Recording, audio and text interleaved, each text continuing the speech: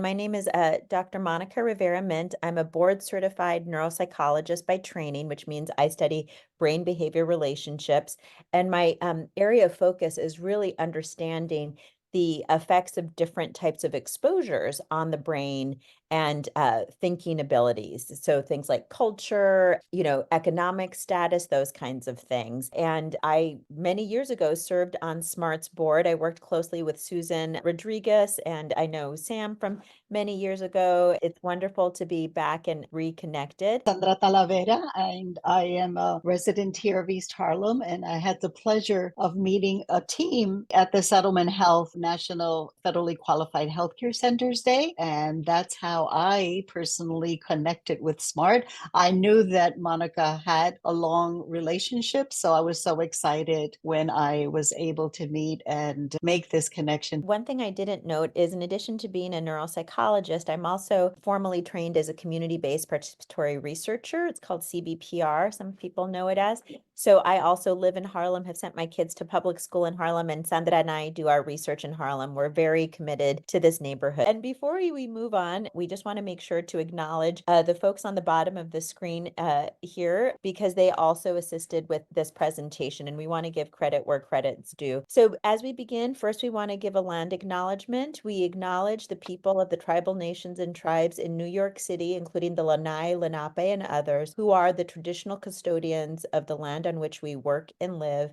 And we recognize their continuing connection to the land, the water, and the air that the United States consumes.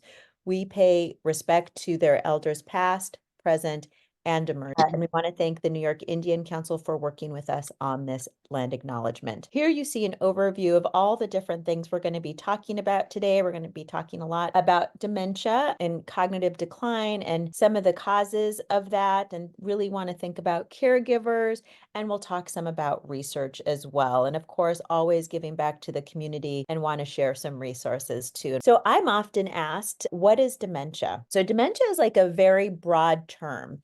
And it basically means really severe problems with thinking ability. So things like memory, like attention and reasoning, which could be like problem solving, those kinds of things. And that those problems with thinking ability are so severe that they negatively impact a person's ability to care for themselves and others in their daily life. Now, dementia, which is this very broad term, here we have four of the most common causes of dementia. So Alzheimer's is the most common cause of dementia, but there are others like vascular dementia, which means problems like stroke or hemispheric strokes in the brain, Lewy body dementia, which is a very specific kind of dementia, and frontotemporal. And we can talk a little bit more about them. So here we have a breakdown, and I don't want to go too deep into this, but as you see here, these are among the top causes of dementia. And for instance, Alzheimer's, what happens in Alzheimer's from a brain perspective is that there are these sticky proteins that get clumped up together. They're called amyloid proteins. When those amyloid proteins don't get cleared from the brain, they start sticking together. And once that starts happening at a high enough volume in the brain, then we start seeing dysfunctions, another kind of protein called tau. And these tau proteins start getting tangled up. They're called tau tangles. And once you have both of these different proteins kind of being disordered in the brain, that's what we then call Alzheimer's in the brain. So it's this buildup of these mutated proteins in the brain. Cerebrovascular disease is related to vascular dementia, and that's when blood vessels get damaged or blocked in the brain, and they block airflow and can cause dysfunction in brain functioning and thinking ability. Lewy body disease is related to a different protein going wrong in the brain. It's called alpha-synuclein. These are commonly called Lewy bodies. And again, we have this abnormal buildup of these Lewy bodies, or these alpha-synuclein proteins in the brain that cause Lewy body. And frontotemporal degeneration is another kind of dementia that affects the frontal lobe here and the temporal lobes, with dysfunction of and death of neurons in these parts of the brain. And then Parkinson's, it's related to tremors and motor problems, but also thinking problems in the brain. And it's related to a decline of a certain kind of chemical in the brain called dopamine. In terms of Alzheimer's in particular, since that's the most common type, I'm just going to highlight a little bit. This is a neurodegenerative condition. All of the conditions I've talked about mean that they get worse over time. And Alzheimer's is typically recognized by problems with memory. So difficulties with memory, that's like the most common symptom. them. Problems with problem solving, sometimes called reasoning. So being able to plan, judgment, being able to think about the future, impulse control, those kinds of things. Language, so speaking ability. So sometimes problems with remembering a person's name or the name of an item and other things as well. But those are kind of some hallmark symptoms. And I want to be clear, sometimes I've heard a lot of people talk about old timers in the community, right? So old timers, I think what people really are talking about is Alzheimer's. And Alzheimer's is not part of normal aging. It's not normal to get Alzheimer's. While there's no cure for Alzheimer's disease, what's really exciting, I want to come with some good news with you as we talk about dementia and different brain conditions, because now there are treatments for Alzheimer's. This is the first time in the last 2 years in the whole, more than 100 years of research in Alzheimer's that we actually have a biological disease modifying treatment for this very common type of dementia, Alzheimer's. And so it's so important for people to get checked out, to get screened, because the earlier you catch, the beginning of, say, an Alzheimer's disease condition, the sooner you start treatment, the longer you can hold on to your cognition and your functioning. So I think that's really important. And again, the greatest risk factor for Alzheimer's is age. So being 65 or older is the greatest risk factor, but people under 65 can get it as well. People even in their 40s can get it. So it's really important, as we think about our bodies and the health of our bodies, to also be thinking about the health of our brains. And here's just an overview of the different stages of Alzheimer's. In the mild phase, it might be like word finding problems, loss, forgetting. At this point, still are able to engage in independent activities, but symptoms are really going to range across people. By the moderate stage, though, we're going to see a pretty significant decline in things like forgetting, maybe confusion, changes in judgment, changes in mood and personality, maybe more easily frustrated or agitated. And at this point, real difficulties in caring for oneself. And this stage of Alzheimer's can take the longest, like it could be a decade, if not longer. And then in the severe stage, that's where individuals really likely at this point need to have 24-hour, more intensive care in a more supportive facility, because at this point, they're not able to communicate. Sometimes they even have difficulty swallowing and really require that 24-hour care. And here, I just wanted to show you some pictures, some neuroimaging pictures from our study. So these are individuals, and you can tell that just even looking at them that there are some differences. So on the left side, so you see here with this individual who's 59 years old, if we look around the cortical ribbon, which is the outside part of the brain, it looks pretty normal, pretty good. There's no kind of too deep indentations, a little bit, but not too bad. This looks pretty normal. And when we look in kind of more deeper into the brain, so this is a coronal section. What you see is the white matter looks good. It looks pretty healthy. The basal ganglia, the cerebellum, everything looks pretty good. And also, these are the lateral ventricles. These are spaces in the brain that hold cerebral spinal fluid, and it kind of looks like a butterfly. And they're not too big. They look just right. So there could be some little things, but overall, this is looking pretty good. But then when you look to the image on the right, if you'll notice, the cortical ribbon, right, is really deteriorated, and there are big gaps between the different parts of the cortex. And this is the gray matter. And what we call this is cortical atrophy. So there's significant cortical atrophy as well as some subcortical atrophy. That means below the cortex. We see some atrophy, some things going on. And I also want to highlight that these ventricles, these spaces that hold cerebrospinal fluid, are much bigger here if you compare them to here. They're actually a couple. There's a third ventricle and some additional ventricles here. But you see here, they're much bigger. And when you see these bigger ventricles, that indicates that matter in the brain has been lost. This person has experienced subcortical atrophy. This is not normal aging. This could be consistent with perhaps an Alzheimer's presentation or some other types of pathologies as well. But we share these images just to give you an idea of what a more normal brain looks like versus one that is experiencing atrophy or loss of volume, which we don't want. We also know that individuals who are Black, African American, or Latino, not only do they have higher rates of Alzheimer's and related dementias, which I'm going to talk about in a little bit, they also have higher rates of other medical and neurological conditions, including HIV, AIDS. We'll talk more about Alzheimer's and related dementias, and also cardiovascular disease and vascular dementia. So because of this, it's important to recognize that there is an increased need for brain health services in Black, Latino, and other populations compared to the general US population. In fact, I want to highlight HIV briefly. And what we know is that the population is getting older. So, what's so wonderful and such a blessing, because I started working in HIV before combined antiretroviral therapies. I've been doing advocacy and work in this area for a long time. And in 1996, we got, combined antiretroviral therapy. And since then, people have been living longer with HIV, which is a tremendous blessing. In fact, as of 2019, over half of people living with HIV were 50 years old and older, and almost 20%, almost 1 in 5 new infections is actually occurring in this kind of middle-aged and older group. And this is really important because we're so happy and blessed that people are living longer with HIV. But to me and to our team, we really want to make sure that people are also living well with HIV. And Smart University has been such a leader in our community to assure that people are living well. And our work, in part, is dedicated to this goal as well, because what we know is that older people with HIV face certain unique challenges. They're at higher risk for certain conditions compared to the general population and people who are younger with HIV, including increased risk for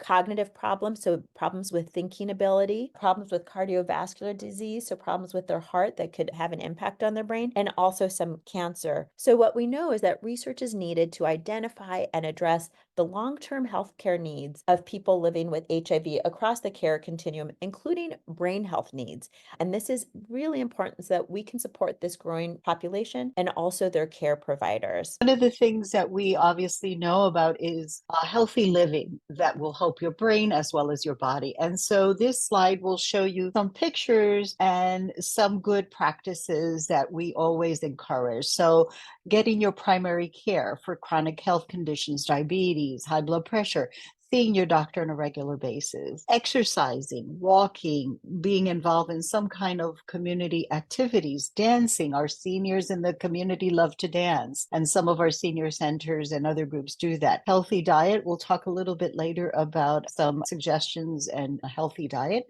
suggesting that no smoking take place. But now there are many things that can be done to help if you consult with your primary care doctor in terms of how to avoid smoking. Mental health care, we all know all the stressors in life that we have to deal with if we have chronic health conditions, family situation, economic situations. There are many pressures that we all live day to day. We may be helping taking care of our family members and ourselves. Mental health care is a very important component of seeking care. It's not to be shameful of. There's actually a lot of movement of the healthcare system to provide increased mental health care in addition to primary care health. Sleeping is another very important thing. Sleeping 7 to 8 hours of research has shown the importance of being able to do better in many tasks. And also it's very good for your brain to have a good amount of sleep. Staying socially connected as your group is an example of communicating, conversing, sharing new information, socializing. All of these activities are very helpful for the brain and for your body as well. And we put here a little diagram of a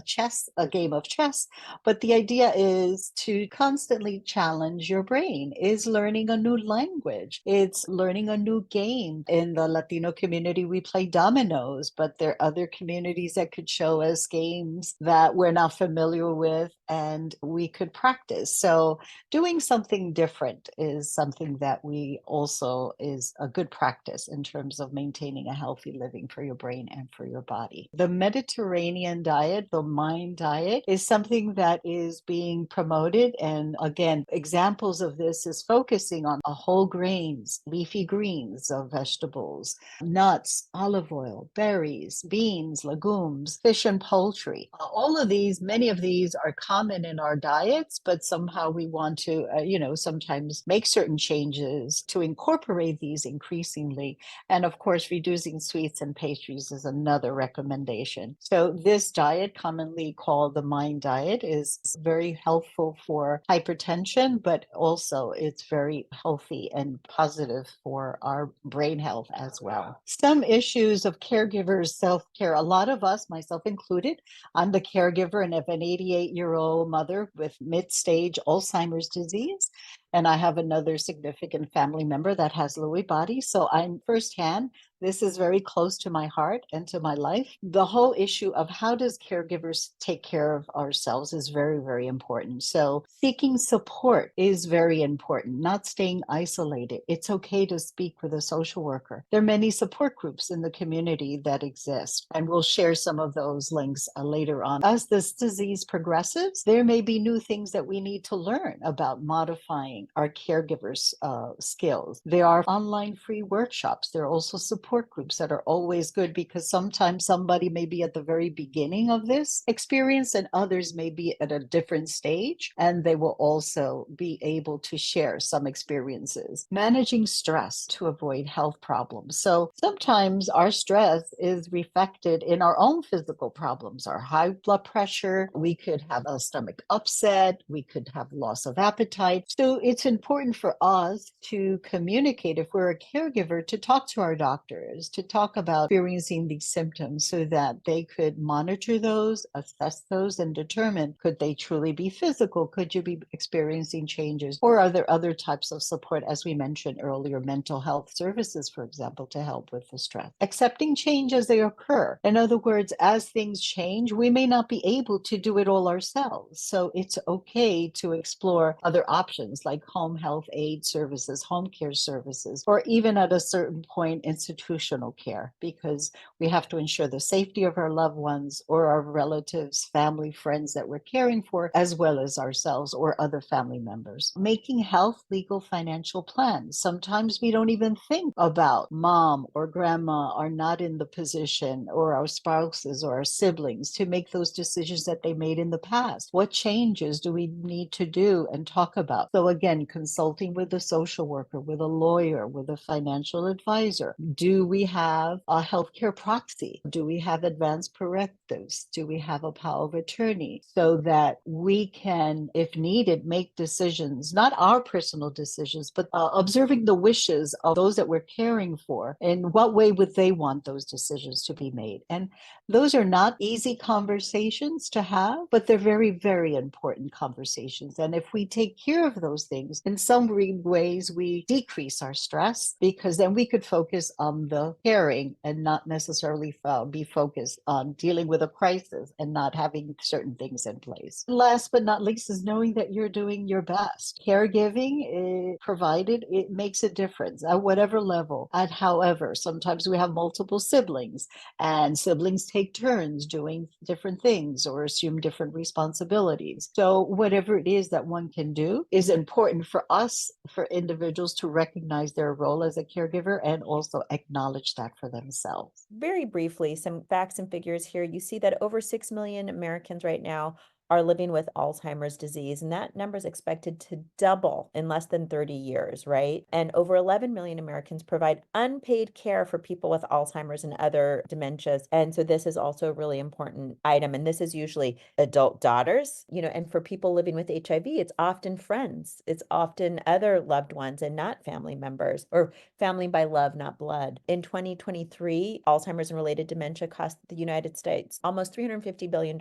and that number is also skyrocketing. We also know that Latinos and Black African Americans are up to twice as likely to be diagnosed with Alzheimer's or related dementia compared to non-Latinx white. And the prevalence of Alzheimer's is quite high in Bronx County, Brooklyn, and a little bit lower, but also quite high here in Manhattan. This slide here, you see these pie charts, and basically what we're trying to share here on the left side is the US population, the demographic makeup based on different ethnocultural groups, including non-Latinx white, Black, which make up about 15%, and Latino group, which makes up over 20%. However, if we go to this pie here on the right, this represents the number of Black and Latinx individuals who are involved in Alzheimer's research. And you see here the numbers go way down, so that for Black and Latinx, and way up for the non-Latinx white. So this shows that not only do these populations have a significantly higher risk for Alzheimer's and related dementias, in research, there is significant significantly underrepresented, right? These two groups only make about 11% of research participants, but they make up over 30%, I guess 35, 36% of the US population. That's a big gap, and it's simply unacceptable. And we as researchers can and need to do better, because if we are not involved in research,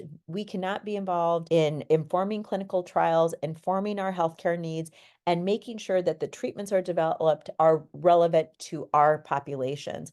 I also want to highlight a real gap in this slide and a lot of what we've been talking. Here we only include Black and Latinx, and we know that the Asian Pacific Islander population is the fastest growing demographic in the United States, and the Chinese population here in Harlem is also significantly growing, and they are also underrepresented in research, and we don't know a whole lot about their needs. So this is an important group for us to be aware of as well. Women are affected by Alzheimer's more than men. And it is true that women live longer than men, but it does not appear to be the case that it's just the fact of living longer that is causing women to be more affected by Alzheimer's. And now, for the first time, there's now research looking at why that might be. And we will certainly be looking at that in our own research. So women are more affected by Alzheimer's than men.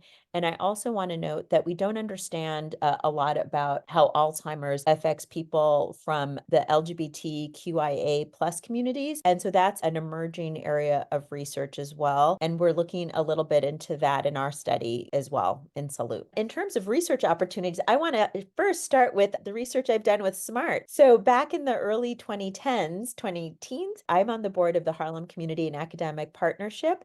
And myself and Dr. Angel Palermo here on the right in this picture, we worked for a number of years, meeting at least weekly or twice a month with our partners at SMART to work on ways to do research capacity building for SMART, so that when SMART found a grant that they wanted to apply for to help them with their cooking program, or if they wanted to present the findings as we did here, they would have the tools to do that. So we partnered up HCAP and SMART for a number of years, and we shared our research findings at a couple of conferences, including the American Public Health Association and also a conference that happened in Australia. And the founder, Susan Rodriguez, was the first author on both of our poster presentations. And you see this one here, which is called Enhancing Research Readiness of a Grassroots Community-Based Service Provider Organization Through Individualized Coaching by Experienced CBPR Practitioners in East Harlem, New York. And so Susan Rodriguez went and presented at these conferences, including in Australia, which we were so happy about. And we also partnered with a Mount Sinai physician, Janice Scooby, who worked closely with Smart University for many years, and also Miss Searson at the time as well, and Janet Carter. I try not to be proud. I'm a preacher's daughter, so I try not to be proud. But working with Smart for all those years was one of the things that I'm proudest of in my career, because we put together a logic model of our work. We applied for some grants. We did some really beautiful work together, and I'm just really proud of that. And I'm so excited now that Sandra has reconnected us, because I think this is a wonderful opportunity for us to be able to serve and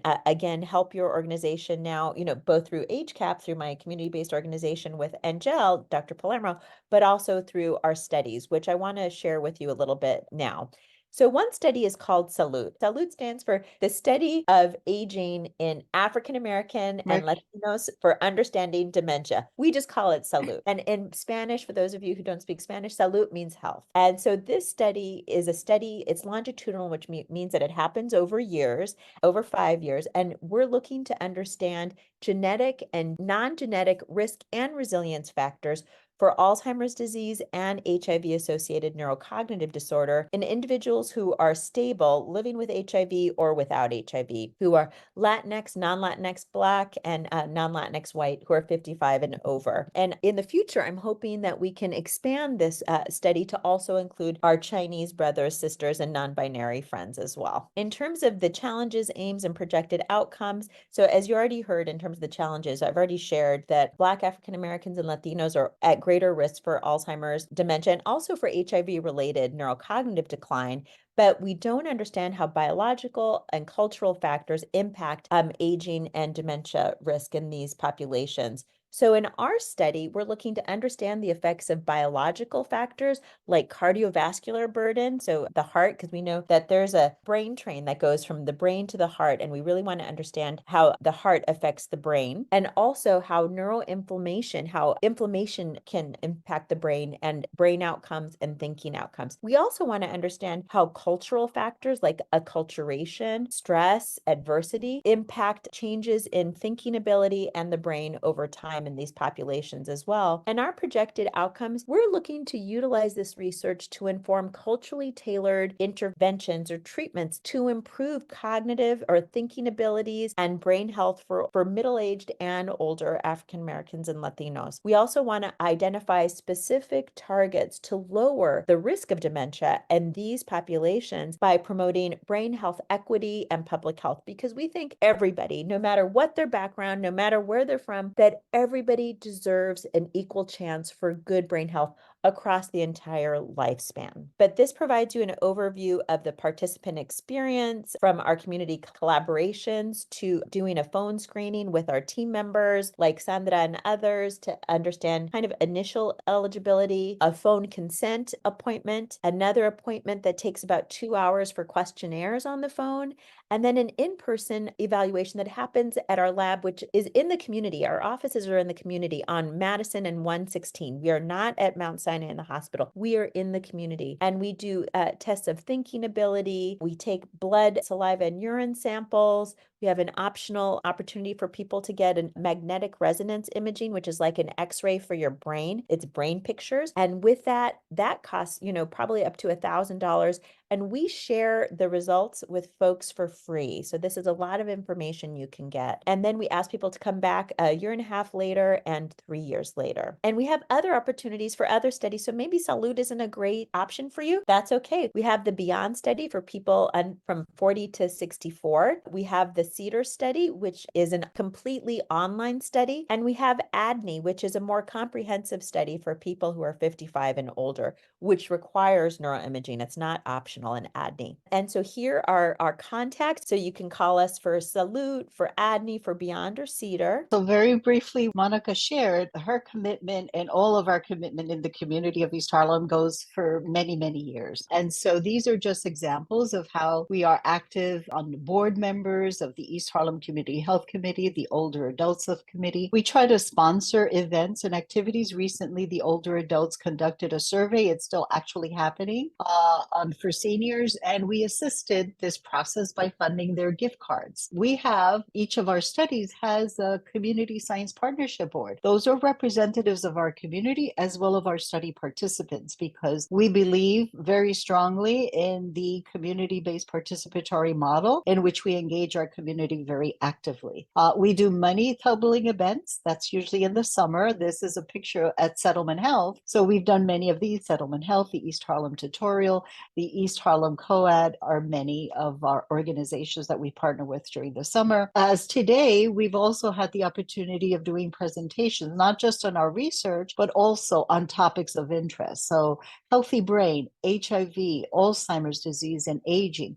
We recently did a presentation at the East Harlem Council for Human Services Bilingual Head Start. We've worked very closely with Vocal New York. And our last picture is our other co-primary investigator, Jessica Robinson Papp. And she was a speaker opening remarks at the Vocal New York World AIDS Day that we participated a year ago. And it was freezing that day, but our whole team was down there participating. And these are just some examples of our very, very strong commitment of giving back to the communities, not just asking questions, surveys, asking for your samples, but how do we collaborate and respond to our community by giving back and having a presence? Because we don't go to the community with an open hand, we also have funds to support different community research initiatives. And I just want to highlight that we have a process for that. This is, again, a quick list of some resources in the community. The Alzheimer's Association, they have a hotline, their website, they have incredible educational programs. They have support groups, the same thing as Caring Kind. They also have a 24-hour hotline. They also have support groups.